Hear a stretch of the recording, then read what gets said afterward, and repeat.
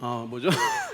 네, 자, 시작하기 전에 오늘부터 이제 시리즈 설교를 제가 3번 동안 할 건데 오늘 첫 번째 시간이에요. 제목은 Try Again, 다시 시작하라 이건데 다시 시작하라 첫 번째로 오늘은 아직 끝나지 않았다 하는 제목으로 오늘 말씀을 나누도록 하겠고요. 이제 2주에 이어서 설교를 계속 할 겁니다. 자, 일단 영상을 보면서 이야기를 좀 해보도록 하겠습니다. 아마 여러분 한 번쯤 보셨을 것 같은데 소리를 조금만 더 주세요. 네.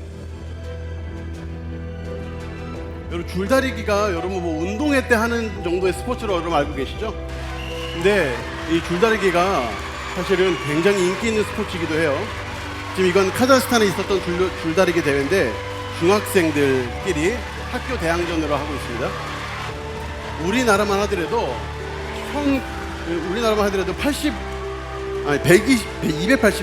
280개 클럽이 있어요. 우리나라만 하더라도 10,000명이 넘는 회원들이 있고요. 그래서 이분들이 이제 매년마다 대회를 열고 선수권 대회도 있죠.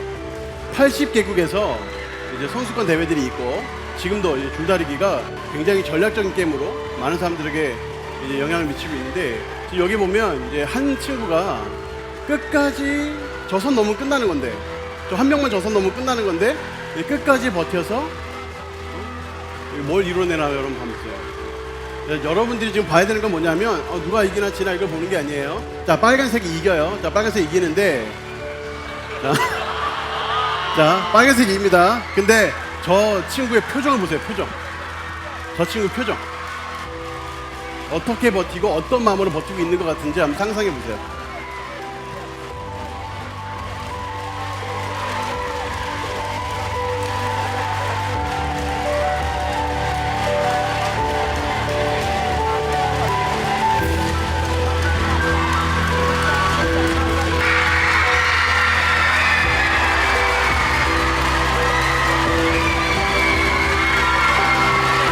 근데 저기까지 해도 끝난 게 아니야. 저기까지 해도 끝난 게 아니에요, 지금. 사실 저 친구 혼자만 칭찬받을 일이 아니거든요, 지금. 여기 지금 8명이 같이 당기고 있는데 8명이 다 끝까지 열심히 당겼다고요. 근데 왜 저 친구가 스포트라이트를 받을까요? 마지막 보루였기 때문에 그런 거예요. 마지막 보루. 저 친구가 저 선을 넘어갔거나 저 친구만 포기했다면 이 게임은 끝난 거죠, 바로. 근데 전세가 훨씬 더 기울어가지고 초반부터 사실 끝난 게임이라고 볼 수 있는데 지금 저 친구가 지금 얼마나 손이 아프고 손이 계속 미끄러지고 열이 나고 손이 얼마나 아플지 한번 생각해보세요. 저 친구가 끝까지 저렇게 가서 결국에 승리를 만들어낸다고요. 정말 오래 걸려요, 시간이. 제가 지금 이거를 제 설교 시간이 길지도 않은데 지금 이거 보는 데만 제가 5분을 쓰겠거든요, 지금. 제가 이거 왜 여러분께 보여드리는지 생각해보세요, 여러분. 여러분, 제가 이거를 보여줄까 말까 그냥 말로 하고 말까 아니면 고민하다가 저 친구 표정을 여러분 보셔야 돼가지고 제가 이걸 일부러 보여드리는 거예요.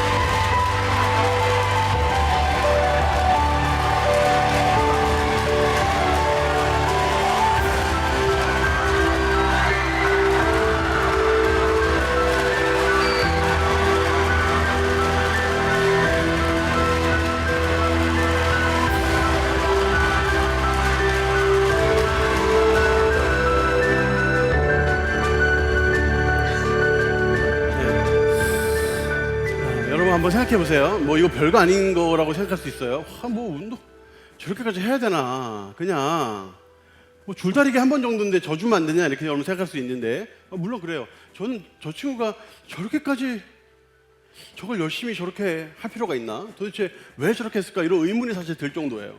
저게 저렇게 중요한가 하는 생각이 들 정도예요. 네, 이제 저를 보여주세요. 한번 제가 여러분에게 진지하게 한번 묻고 싶어요. 만약에 여러분이 저 친구가 이제 잡았던 저 줄을 여러분 잡고 있다면 여러분들은 저렇게 끝까지 투지를 낼 수 있어요? 여러분 할 수 있어요? 와, 뭐 줄다리기 뭐라고 그거 뭐 같은 또래, 뭐 다른 학교긴 하지만 같은 또래 학생들한테 좀 한번 져줄 수도 있는 거지. 여러분 그렇게 마음 좋게 생각하실 수 있죠. 저도 한편으로 그렇게 생각할 수도 있을 것 같아요. 근데 여러분 별로 줄다리기 별로 안 중요하죠. 저 별로 우리한테 별로 중요한 거 아니에요. 그런데 여러분의 2020년은 저거보다는 훨씬 중요하죠. 한 그래 몇십 배는 더 중요하지 않을까 저거보다? 그러면 여러분 몇십 배 중요한 여러분의 2020년을 여러분들은 저렇게 끈기 있게 끝까지 붙들 수 있어요? 여러분 여러분에 있어서 여러분의 인생이 저 줄다리기보다는 한 몇백 배, 몇천 배는 더 중요할 거예요. 그죠? 그렇지 않아요? 여러분의 인생이 저 줄다리기보다 훨씬 더 중요하지 않아요? 그러면 그 줄다리기가 여러분의 인생이라면 여러분은 저 소년처럼 저렇게 끝까지 그냥 포기하고 발 한 짝만 그냥 내버리면 끝나는 건데, 그러면 저렇게 고통스럽지 않을 수도 있는데, 근데 저거를 계속 그러면 물고 늘어질 수 있어요? 여러분의 신앙은 저 줄다리기보다 수백만 배 더 중요하지 않을까요? 여러분들은 여러분의 신앙을 위해서 저렇게 끈기 있게 매달릴 수 있어요? 제가 뭐 이렇게 얘기하면 뭐 전혀 안 와닿을 테니까 제가 하나의 예를 들어볼게요. 이거는 여러분 그냥 예를 드는 거예요. 흔한 예를 드는 거니까 절대 여러분들 막 뭐 정지하려고 그런 얘기 하는 거 아니니까 이제 예를 들어보는 거예요. 성경 1독. 우리가 이제 양육 기초를 신청하시려고 그러면 이제 인터뷰를 통과하셔야 되고, 인터뷰의 중요한 기준 하나가 성경 1독입니다. 여러분 일평생에 성경 1독을 하셨으면 돼요. 일평생에. 근데 의외로 교회를 오래 다녔음에도 불구하고 성경 1독을 하지 못하신 분들이 상당히 많아요.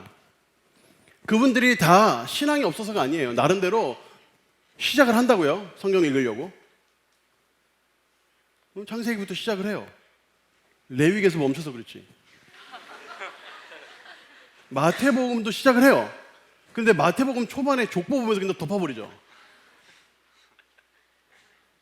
근데 우리가 그런 경험들을 우리가 다 하고 있는데, 만약에 여러분들 중에 오바댜, 나훔, 학개 처음 들어본다 그러면 성경 읽동 안 하신 분들이죠? 이거 다 성경 중에 하나입니다. 신명기, 뭐 민수기처럼. 여기서 제가 지금 자 유다서를 펴보세요 그러면 한참 찾는 분들이 있을걸? 유다서는 구약이에요, 신약이에요? 네, 신약이에요. 요한계시록 바로 앞에 있죠? 그러니까 이런 성경들은 처음부터 끝까지 한 번 안 읽었으면 잘 읽을 일도 없고 찾을 일도 없죠. 여러분들 아무리 교회를 오래 다녔어도 여러분의 신앙을 위해서 성경 읽는 게 너무너무 중요하다는 얘기를 아마 모태신앙인들은 아마 뱃속에서부터 들었을 텐데, 여러분 중에 성경 읽도 못하신 분들이 수두룩하다고요? 왜 그럴까요? 성경 읽기를 내 나름대로 선한 마음, 좋은 마음으로 시작을 해요. 그런데 넘어지는 거죠? 실패하는 거예요.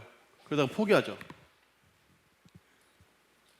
우리는 그런 삶을 살고 있어요. 좀 억울하지 않나요? 내 나름대로는 그래도 성경을 읽어보려고 애를 썼어요. 나도 신앙인이고 나도 내 신앙 키우고 싶고 이런 마음이 있으니까 나도 나름대로 성경을 읽어보려고 애를 썼다고요. 근데 그게 쉽지 않아요. 성경 읽는 게 생각보다 쉽지 않아요. 좀 어떤 경우에는 주님을 원망할 수도 있을 것 같아요. 주님, 제가 오래간만에 좋은 마음을 먹고 성경은 좀 읽으려고 하는데 친구들과의 어떤 뭐 만남도 생기고 피곤하고 바쁜 일이 생기고 이래가지고 중간중간에 읽다가 그만둔단 말이에요. 그러면 좀 하나님이 좀 길을 좀 열어주시고 딱 읽으면 딱 이해되게 해주시고 성경 읽을 때는 잠 안 오게 해주시고 그렇게 해주면 자기가 성경을 내가 좀 더 읽을 수 있을 텐데 이렇게 생각할 수 있겠죠. 근데 여러분 놀라운 사실이 뭔지 아세요? 성경은 여러분들이 그렇게 의로운 마음, 좋은 마음을 가지고 성경을 읽기 시작할 때 여러분들이 실패할 것이라는 것을 성경은 이미 알고 있었어요. 오늘 성경에 나와요. 여러분들이 실패할 것을 성경은 이미 알고 있었어요. 오늘 성경 보세요, 여러분. 잠언 24장 16절 보면 의인은 7번이나 넘어진대요. 여기서 의인은 완벽한 의인을 얘기하는 게 아니에요. 완벽한 사람을 의미하는 게 아니라 상대적인 의인. 내가 좀 더 착하게 살려고, 좀 더 선하게 살려고, 좀 더 신앙적으로 거룩하게 살려고 노력하는 사람, 그런 사람을 의미하는 거거든요. 근데 그런 사람, 좋은 사람이잖아요. 그런데 그런 사람들이 넘어진다고요. 왜 넘어졌는가? 자, 잠언 24장은 특징이 두 절이 계속 대꾸로 되어 있어요. 대꾸 또는 쌍을 이루어요. 1절, 2절 쌍을 이루고 3절, 4절 쌍을 이루어요. 자, 그럼 16절은 몇 절과 쌍을 이룰까요? 자, 내가 어려운 거 물어봤어요? 자, 1절, 2절, 3절, 4절 이렇게 두 절씩 쌍을 이루어요. 그럼 16절은 몇 절이나 쌍을 이루어요? 자, 15절 읽어보겠습니다. 자, 15절과 16절을 같이 한번 읽어볼게요. 자, 읽겠습니다. 시작.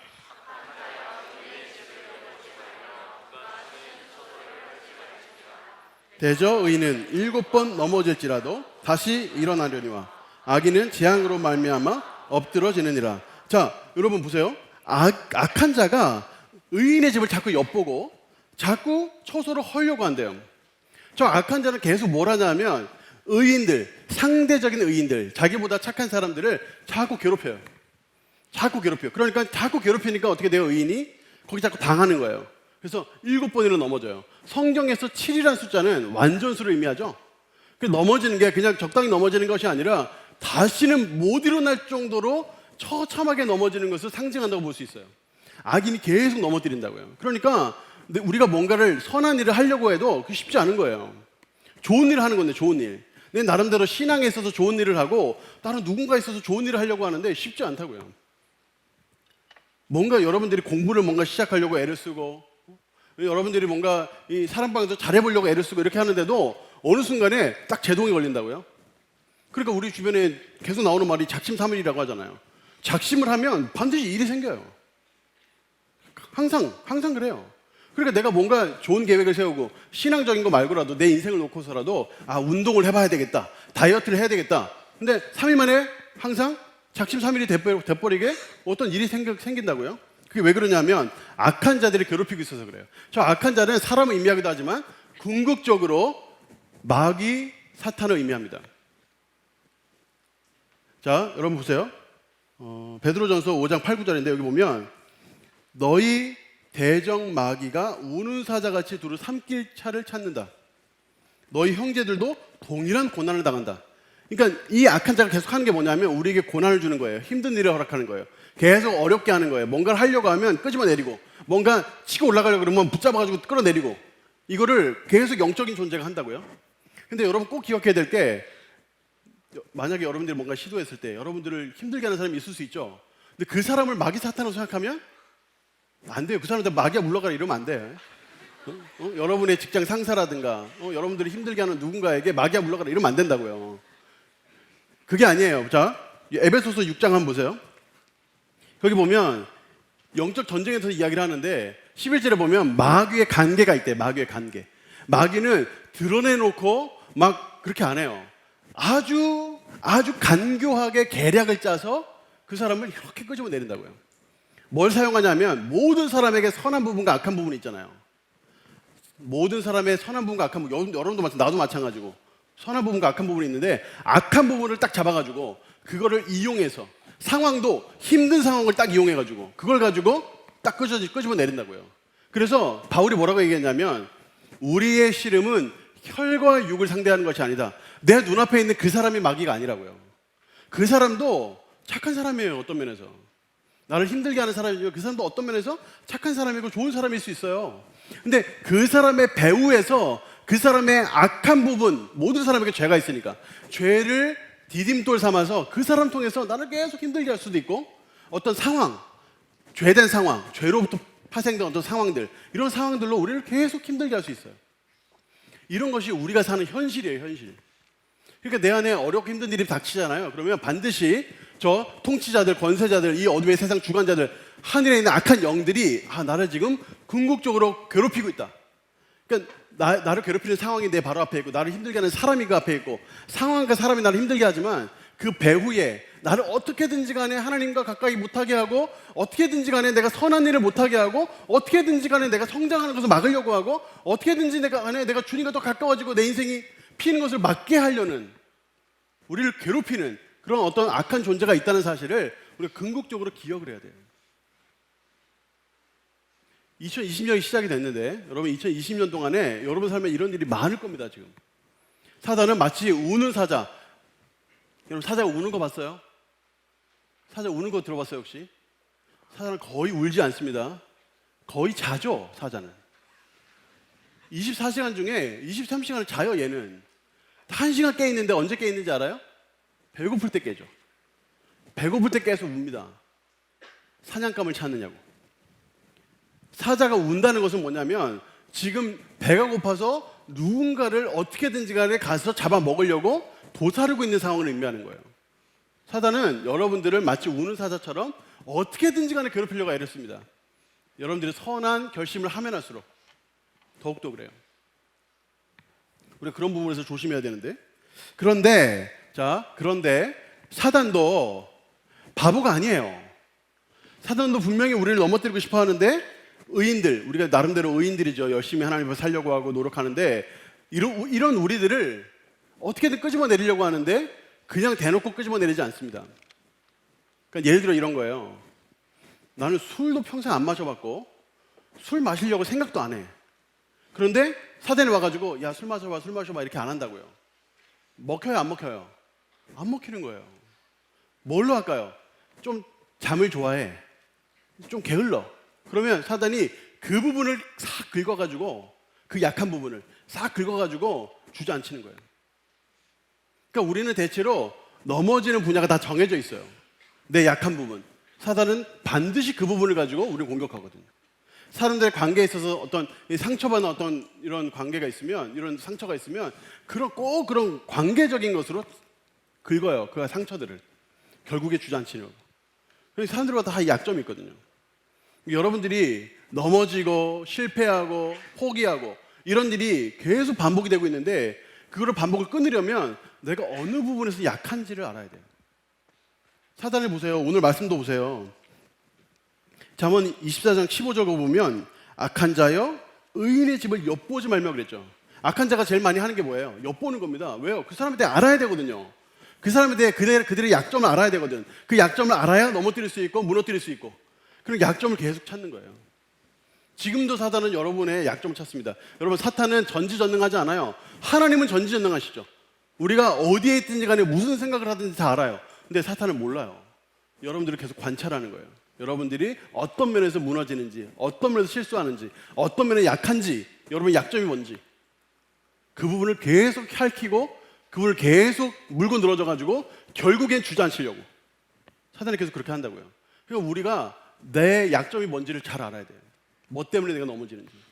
그래서 제가 여러 가지가 있지만, 여러 가지를 얘기할 수 있지만, 그 중에서 오늘 말씀에 의인이 7번 넘어진다고 했으니까, 제가 여러분들이, 보통 청년들이 보통 가지고 있는 약점들 7가지를 제가 나열하려고 그래요. 3가지로 나열할 건데, 3부분으로 나눠서. 제가 왜 3부분으로 나눠서 나열하냐면, 제가 7가지를 나열을 해버리면, 여러분들은 이게 부족하고, 여러분들 이것 때문에 넘어지고, 이것 때문에 실수하고, 계속 이렇게 얘기하면, 들으면서 상처받고, 내가 그렇지. 에이, 안 살아. 에이, 몰라. 때려쳐. 포기해. 이러면 또 내 설교가 여러분들 오히려 상처 주는 게 되니까, 3파트로 말씀드릴 건데, 어떻게 하면 이 약점을 이길 수 있는지 먼저 말씀드리고, 어떻게 하면 이 약점을 이길 수 있는지 먼저 말씀드리고, 그 약점을 나열하고, 또 이것을 어떻게 이길 수 있는지 또 말씀드리고, 또 나머지를 나열하고, 이런 식으로 3부분으로 나눠서 제가 나열을 하려고 그래요. 첫 번째, 훈련으로 해결할 수 있습니다. 훈련으로 해결할 수 있어요. 누구나 훈련하면 반드시 이길 수 있다. 첫 번째 약점이 뭐냐면 능력이 없어요. 실력이 없다고. 실력이 없으면 넘어져요. 여러분들이 이제 삶에 실패한 것이 있죠.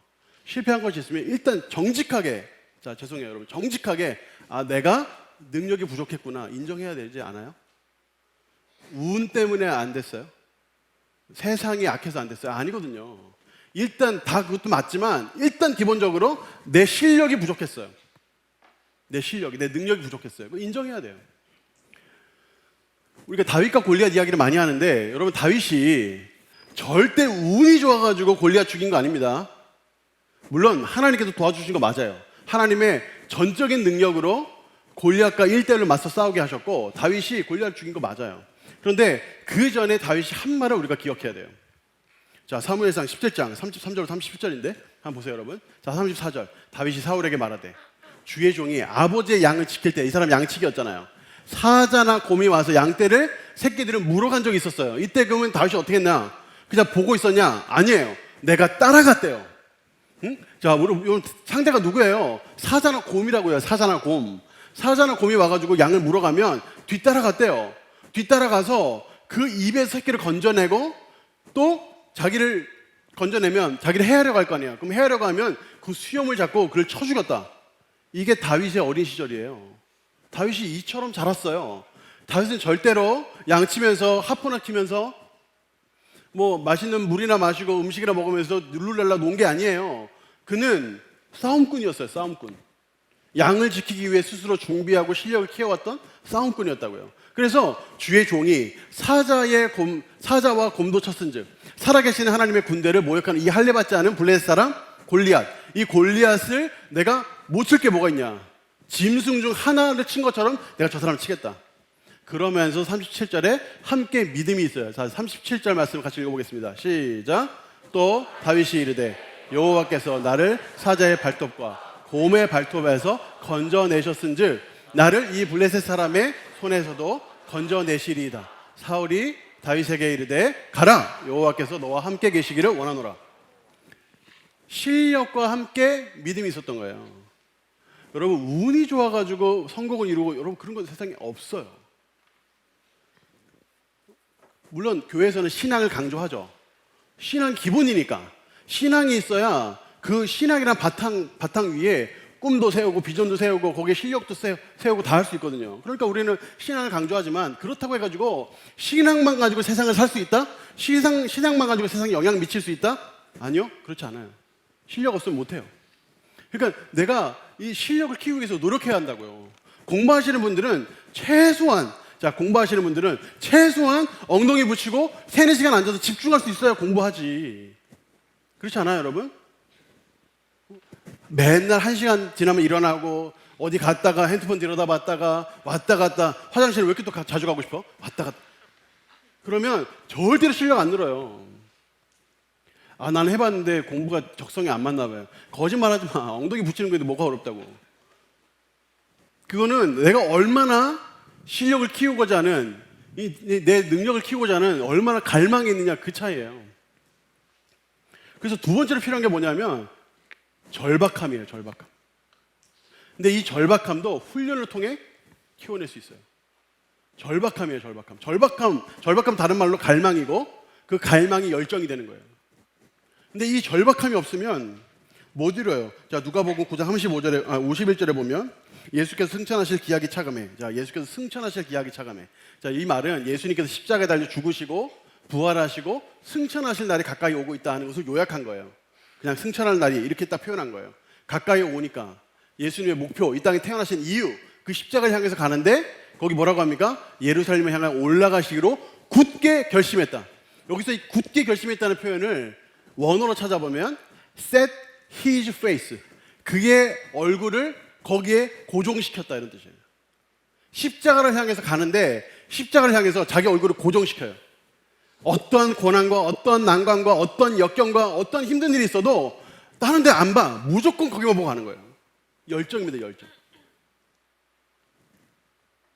저 열정이 있을 때, 저런 절박함이 있을 때 능력을 키울 수 있고 이룰 수 있는 거예요.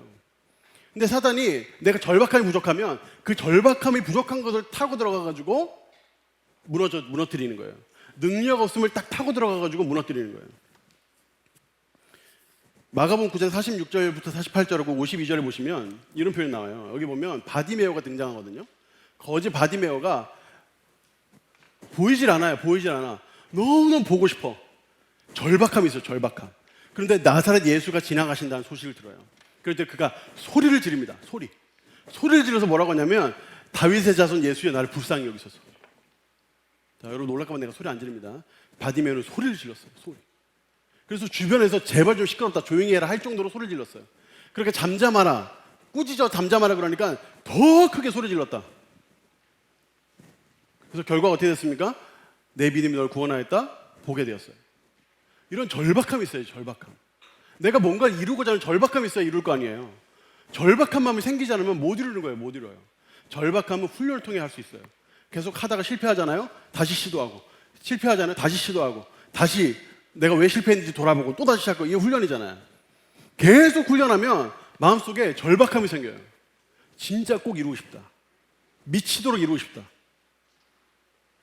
내가 가지고 있는 모든 걸 다 팔아서라도 내가 반드시 이루고 싶다. 그러면 매달리 기도도 하게 되고 막 열정을 다해서 쏟게 되고 이루게 되는 거예요. 세 번째는 끈기가 필요해요. 끈기. 순간적으로 절박함에 순간적 열정이 막 불타올랐다가 끝까지 나가지 못하면 못 이뤄요. 못 이뤄. 그런데 그 앞에 끈기가 같이 있으면 이룰 수 있는데 이 끈기도 훈련을 통해 가능해요. 처음에 공부하는데 3, 4시간 앉아있는 것도 힘들어요. 근데 나중에 훈련을 하잖아요. 그러면 6시간, 7시간도 앉아있을 수 있고 뭐 허리가 나갈까 봐 걱정이지 앉아있는 건 문제가 아니에요. 나중에는 정말 계속 기도할 수 있고 일할 수 있고 공부할 수 있고 훈련을 통해 가는 거예요. 훈련 안 해서 그렇지 훈련을 하면 가능해져요. 끈기가 있어야 돼. 끈기. 누가복음 18장 1절에서 8절에 보면 예수님께서 항상 기도하고 낙심하지 말아야 할 것을 말씀하셨어요. 항상 기도하고 낙심하지 마라. 끈기 있게 해라. 끈기 있게. 기도할 때 끈기 있게 기도해라. 그러면서 그 다음 말씀 들어보세요. 사람을 무시하는 재판관이 있는데 하나님도 안 무서워하고 사람도 안 무서워해. 아무도 안 무서워해. 그런데 한 과부가 계속 내 원수 풀어주세요. 원수 풀어주세요. 끈기 있게 계속 가서 매달리니까 결국에 어떻게 한대요? 이루어준다는 거예요. 그 사람이 착한 것도 아니고 그 사람이 선한 것도 아니고 그 사람이 뭐 하나님을 경외하는 것도 아니고 그런데 막 가서 매달리는 것 때문에 그 이야기를 들어준다는 거예요. 그러면서 7절 하물며 그 악한 자도 그렇게 하는데 하물며 하나님께서 밤낮 부르짖는 택하신 자들의 원한을 풀어주시지 않겠냐? 하나님께서 그걸 오래 참으시겠냐? 하나님께 간절히 그렇게 매달려 기도하면 반드시 이루어주신다. 끈기 있게. 이게 하나님의 말씀이에요. 이거는 다 훈련을 통해 가능해요. 내가 훈련을 통해서 능력을 키우고 훈련을 통해서 절박함을 가지고 훈련을 통해서 끈기를 가지고 가면 사단이 나의 약한 면을 타고 들어와서 나를 실패시키니까 포기하게 만드니까 넘어지게 만드니까 그런 것들을 이겨낼 수 있어요. 이건 훈련을 통해 가능한 거예요. 그러면 훈련만 하면 다 되냐? 그건 아니에요. 순종으로 해결할 수 있는 실패 요인이 있는데 이건 순종을 해결할 수 있는 거예요. 순종을 해결할 수 있는데 뭐냐면 확신이 없으면 넘어져요. 확신. 다른 말로 비전입니다. 비전은 뭐냐면 여러분 이게 하나님의 뜻인지 아닌지에 대한 확신이에요. 이게 하나님의 뜻인가? 내가 지금 이거 좀 공부하는 거, 내가 지금 이 일하는 거, 내가 이 방향으로 나아가는 거 하나님의 뜻인가? 근데 이게 반드시 하나님의 뜻이다. 그러면 마음에 자신감이 생겨요. 확신이 생겨요. 확신. 아 이거 하나님의 뜻이다. 이거 내가 밀고 가면 내가 이거 가지고 훈련하고 계속 밀고 가면 하나님 능력 주실 것이고 절박함 주시고 끈기 주셔서 결국 이루게 해주신다. 이런 마음이 생긴다고. 이게 비전이에요. 비전. 확신. 이게 하나님 뜻이다. 이거.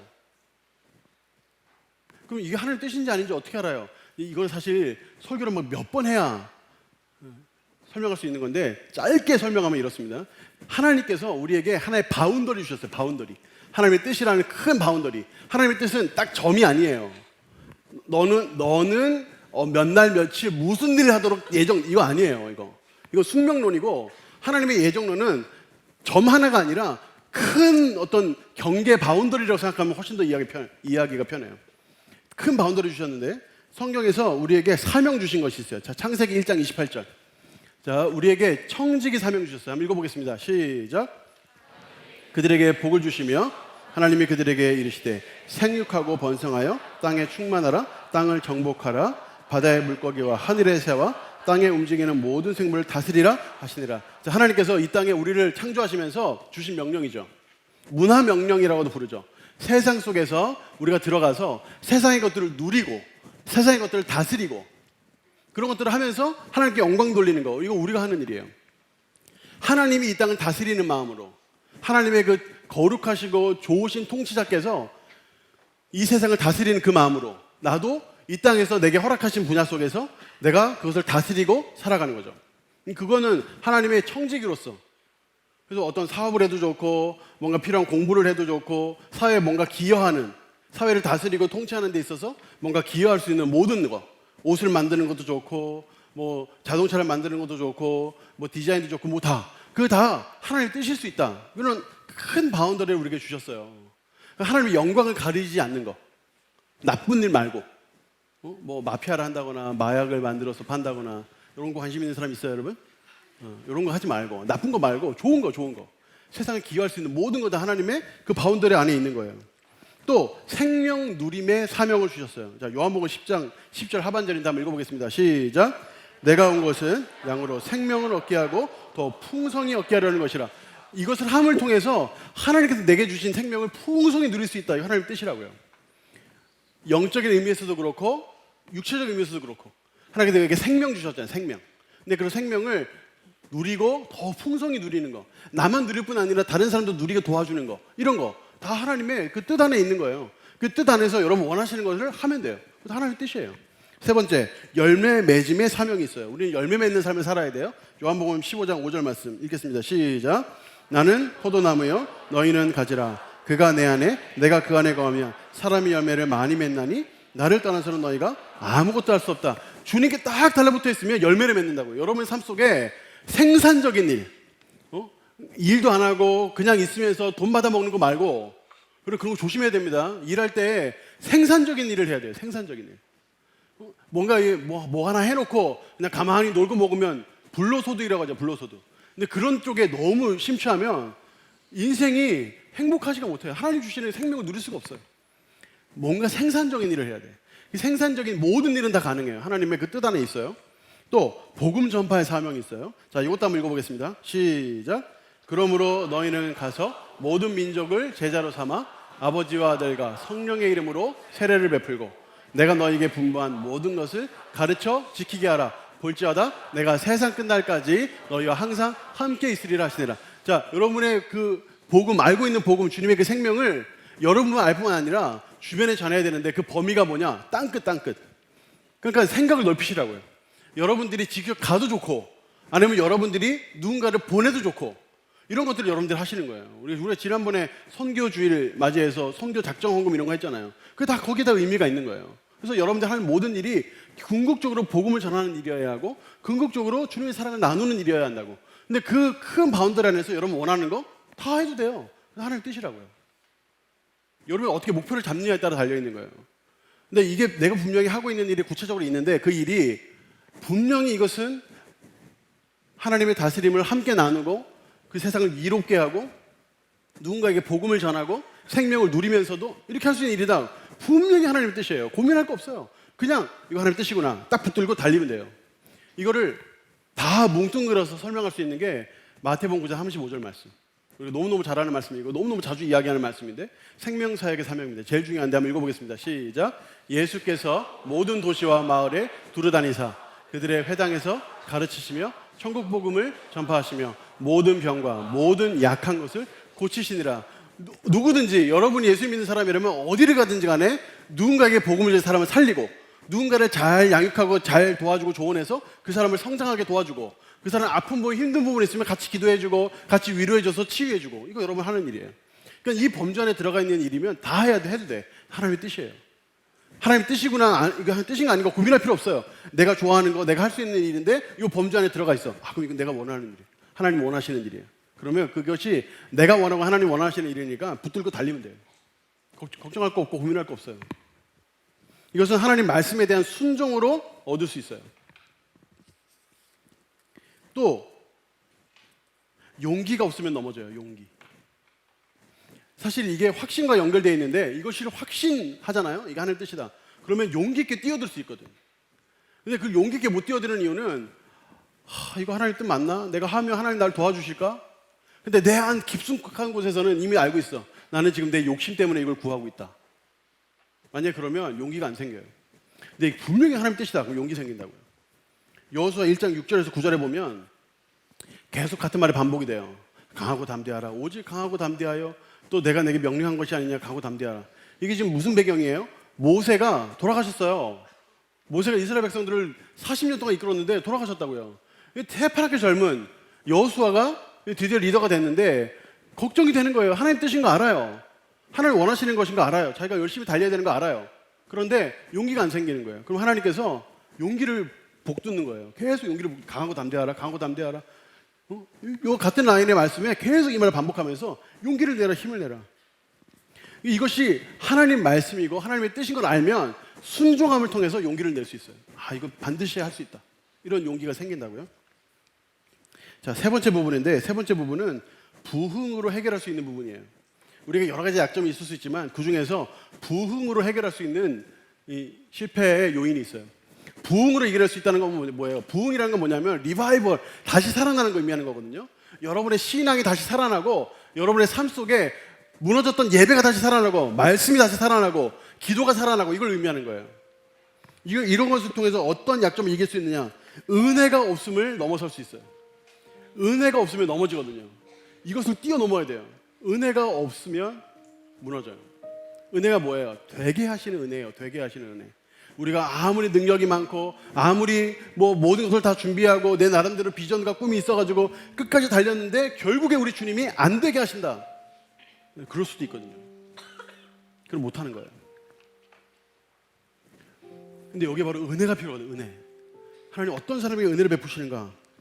야고보서 4장 6절하고 10절 말씀인데, 하나님이 교만한 자를 물리치시고 겸손한 자에게 은혜를 베풀어 주신다. 또 10절에 주 앞에서 낮추라, 그리하면 주께서 너희를 높이시리라. 여러분, 기도 안 하는 거 교만입니다. 여러분, 혼자 할 수 있다는 거죠. 혼자 충분히 가능하다는 거잖아요. 여러분 인생을 놓고 하나님 앞에 서지 않는 거, 그거 교만입니다. 여러분 인생 여러분 마음대로 할 수 있다는 거잖아요. 이런 걸 교만이라고 하는 거예요. 이런 것도 교만이에요. 내가 뭘 하겠어. 내가 가진 게 이거밖에 안 되고 내 실력이 이거밖에 안 되고 뭘 하겠어. 이거 교만입니다.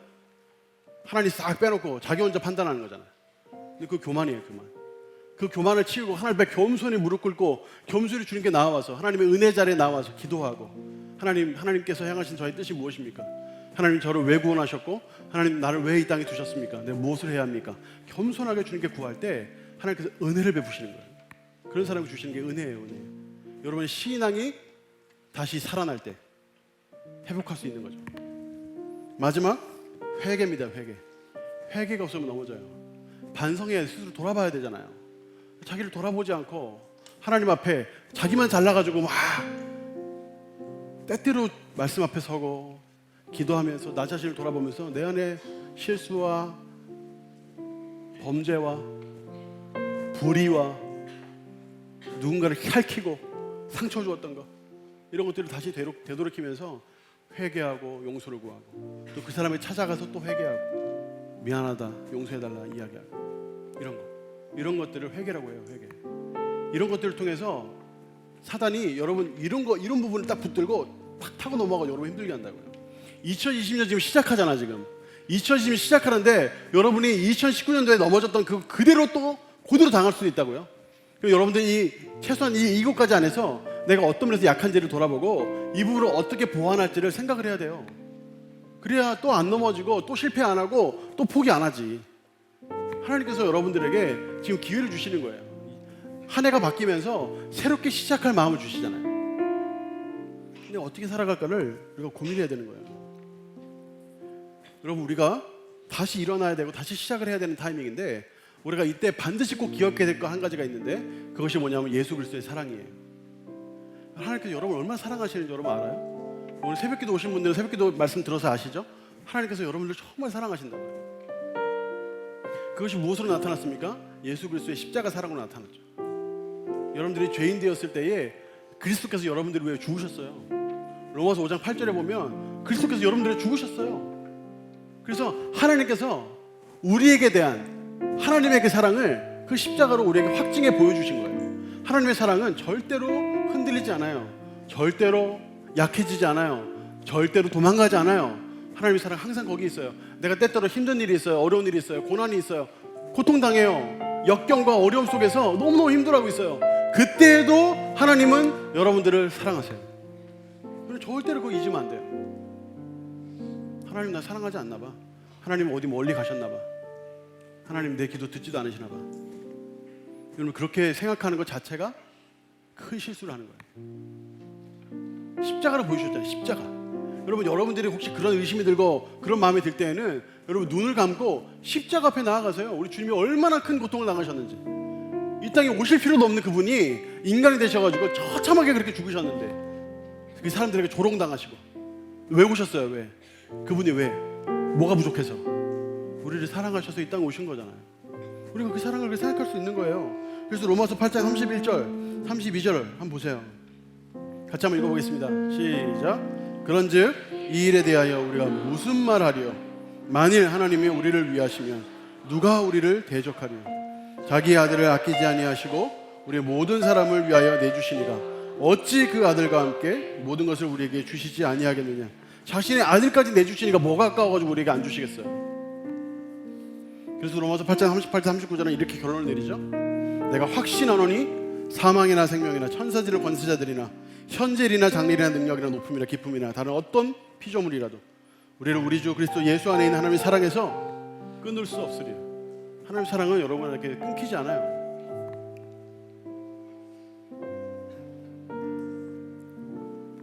그래서 여러분, 우리가 2020년을 시작하면서 여러분들 마음속에 하나님을 향한 뭔가 소망을 좀 가져요. 소망.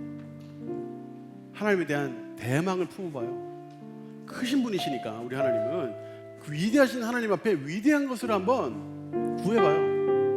근데 위대한 것만 구하고 끝나지 말고 하나님 안에서 꿈을 꾸되 큰 꿈을 꾸되 대망을 가지되 그것으로 끝나지 말고 그것을 향해서 한번 달려봐요. 야성을 가지고 한번 달려봐요.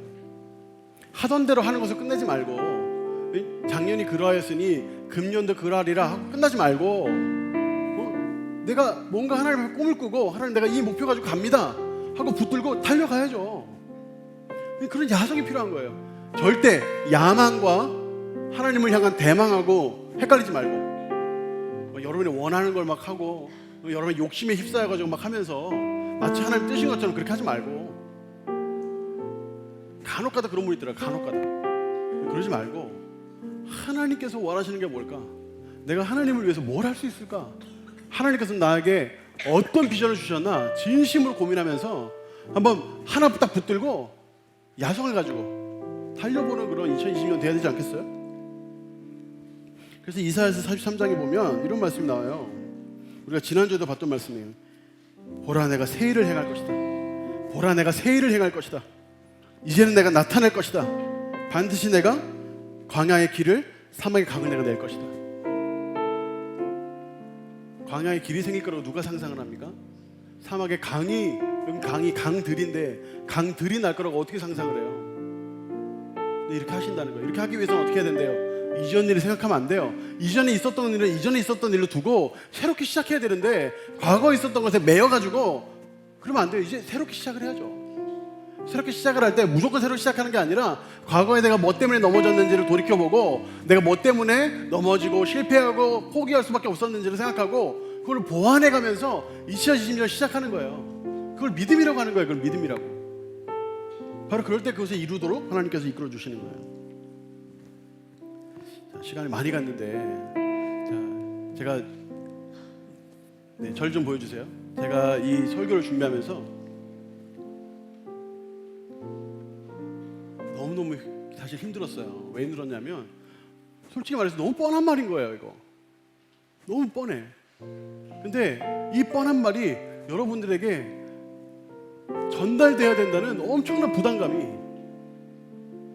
일주일 내내 있었어요. 그래서 이렇게 쓰면 잔소리하는 것 같아서 지우고 저렇게 하면 또 잔소리하는 것 같아서 지우고 이렇게 하면 너무 뻔한 말 같아서 지우고 그렇게 하다 보니까 설교 쓰는 게 너무너무 힘들었어요. 이번 주. 다음 주도 어떻게 해야 되나 지금 고민이에요. 지금 사실 제가 오늘 조금 화내듯이 막 얘기도 하고 그랬는데 화낸 건 절대 아니에요, 여러분. 근데 여러분들이 꼭 기억해 줬으면 좋겠어요. 여러분 아직 끝나지 않았거든요. 아직 끝나지 않았어요. 제가 사실 영상 하나 더 보려고 그랬는데 시간이 없어가지고 제가 나중에 한번 제 페이스북 제 계정에 한번 올릴게요. 나중에 한번 여러분 보세요. 어떤 영상이냐면 사고가 났는데 물이 막 홍수가 나가지고 물이 막 불고 있는 상황에서 차가 뒤집혔어요. 근데 사람들이 막 가가지고 거기 사람들을 구해내려고 막 가는데 창문을 깨려고 하는데 그 수압대는 창문도 안 깨지고 막 고분분투하는 중에 알게 된 사실이 그 안에 갓난아이와 이제 2살 된 아기가 있다는 걸 발견했어요. 그래서 가까스로 그 아이 둘을 끄집어냈는데 숨을 안 쉬는 거예요. 그래서 그 구조한 사람들이 카메라 찍던 사람도 카메라 내려놓고 막 심폐소생술을 막 하는데 막 옆에서 막 기도하는 소리가 들려요. 제발 하나님 숨쉬게 해주세요. 살아나게 해주세요. 제발 살아나게 해주세요. 계속 기도하는 소리가 들리고 막 심폐소생술하는데 나중에 애가 울음을 터뜨리면서 살아나는 거예요.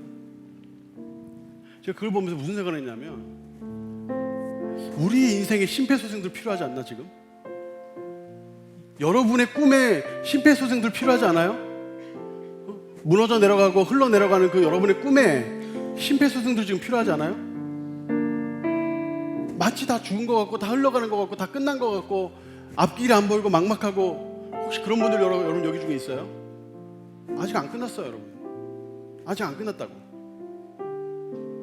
주님께 맡겨서 심폐소생술 하면 살아나요. 그 아이가 살아난 것처럼 살아난다고. 아직 안 끝났어요, 여러분. 포기할 때 아직 아니에요. 다시 시작하세요. 다시. 하나님 앞에 여러분 인생을 걸고 다시 시작하세요. 2020년 훈련을 통해서, 부흥을 통해서, 또 순종을 통해서 다시 살아나는, 다시 시작되어 놀랍고 귀한 결과물들을 만들어내는 저 여러분 되기를 예수님 이름으로 축원합니다. 그럼 자리 한번 일어나서 우리 찬양하겠습니다.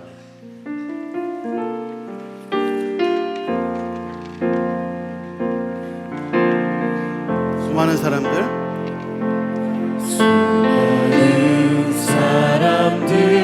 주를 따르네. 자신의 연약함 가지고 수많은 눈물의 시간 속에서 믿음으로 주를 보내. 한 번 더 수많은 사람들 주를 따르네. 자신의 연약함 가지고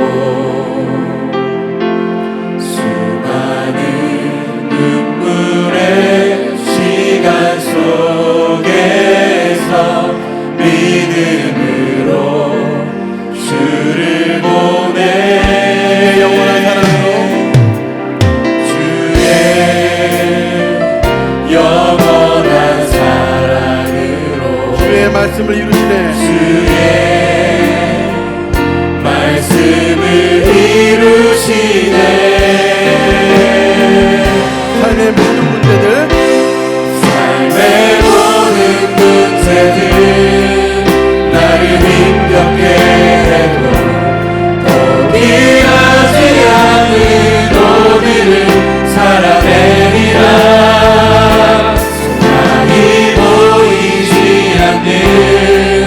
내 삶 속에 주님만이 소망되어 주의 뜻 이루시리라. 삶의 모든 문제들 나를 힘겹게 해도 포기하지 않는 오늘을 살아내리라.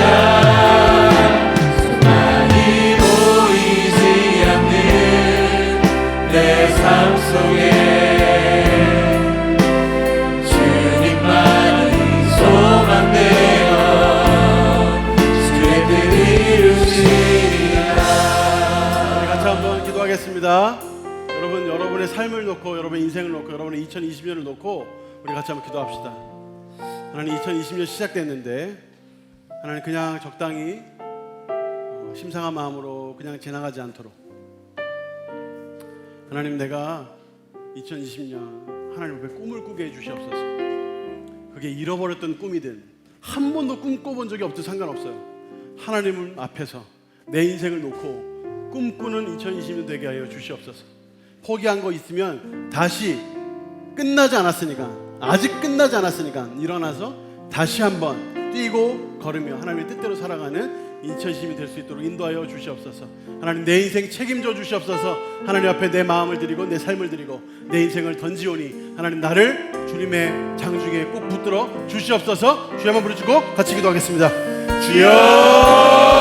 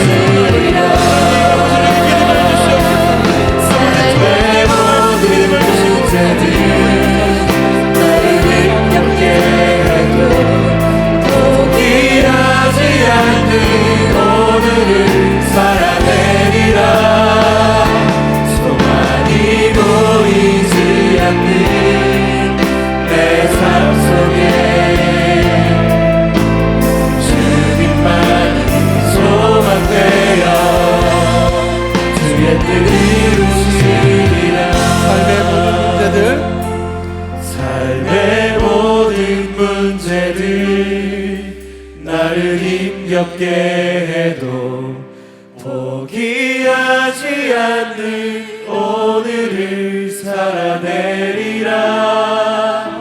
소망이 보이지 않는 내 삶 속에 주님만이 소망되어 주의 뜻 이루시리라. 소망 되시고 우리에게 우리의 삶을 이루실 우리 주님께 영예 박수 올려드리겠습니다.